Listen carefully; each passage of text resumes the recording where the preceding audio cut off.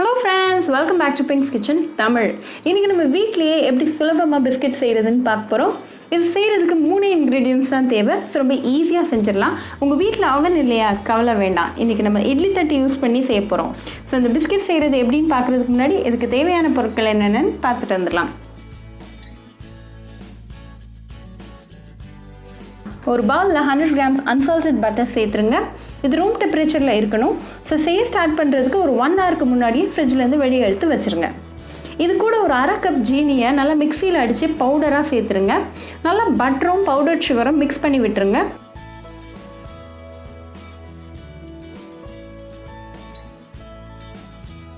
ஒரு 2 minutes ஆனது ரெண்டு இன்கிரீடியன்ஸும் நல்லா ஒண்ணா கலந்துரும். இப்போ நல்லா மிக்ஸ் ஆகி ரெடியாக இருக்குது. ஸோ 1 கப் மைதாவை கொஞ்சம் கொஞ்சமாக சேர்த்து நல்லா கலந்து விட்டுருங்க. உங்களுக்கு மைதா சேர்க்க இஷ்டம் இல்லைன்னா நீங்கள் 1 கப் கோதுமை மாவு கூட சேர்த்துக்கலாம்.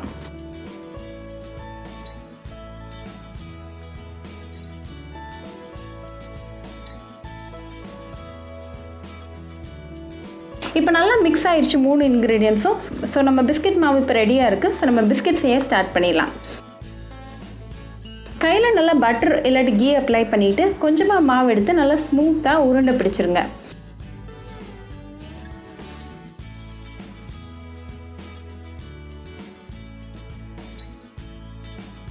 அது ஒரு கையில் ஹோல்ட் பண்ணிவிட்டு அடுத்த கை வச்சு லைட்டாக அழுத்தம் கொடுத்துருங்க. உங்களுக்கு பிஸ்கட் மாதிரி ஷேப் கிடைக்கும். ரொம்ப ப்ரெஸ் பண்ணிடாதீங்க. இப்போ நம்ம பிஸ்கெட்டுக்கு டிசைன் கொடுத்துடலாம். ஒரு ஃபோக் வச்சு 3 லைன்ஸ் போட்டுக்கோங்க. இது ஒரு அழகுக்கு தான், வேண்டாம்னா நீங்கள் ஸ்கிப் பண்ணிடலாம். இந்த ஸ்டேஜில் வேணும்னா நீங்கள் கொஞ்சம் நட்ஸ் கூட கட் பண்ணி மேலே தூவிடலாம்.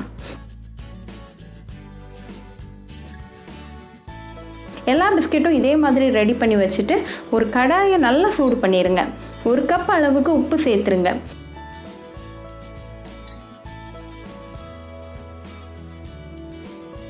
உப்பு நல்லா ஈவனாக ஸ்ப்ரெட் பண்ணி விட்டுக்கோங்க. இப்போ நம்ம ரெடி பண்ணி வச்சுருக்கிற பிஸ்கெட்டை இட்லி தட்டில் வச்சுட்டு அதை உப்பு மேலே ப்ளேஸ் பண்ணிடுங்க. ஒரு மூடி வச்சு க்ளோஸ் பண்ணிவிட்டு 15 minutes லோ ஃப்ளேமில் குக் பண்ணிடலாம். இப்போ 15 minutes ஆயிடுச்சு. ஸோ ஓப்பன் பண்ணி பார்த்துடலாம். பிஸ்கெட்ஸ் எல்லாம் சூப்பர் சாஃப்டாக ரெடி ஆகிருக்கு. கொஞ்சம் கூலானதும் இட்லி தட்டிலேருந்து ரிமூவ் பண்ணிடுங்க.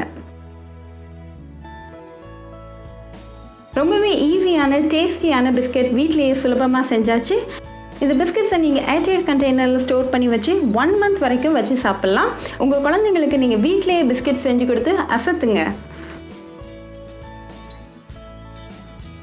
உங்களுக்கு இந்த வீடியோ பிடிச்சிருந்தா பிங்க்ஸ் கிச்சன் தமிழுக்கு லைக் பண்ணுங்கள், ஷேர் பண்ணுங்கள், கமெண்ட் பண்ணுங்கள் அண்ட் மறக்காமல் சப்ஸ்கிரைப் பண்ணுங்கள்.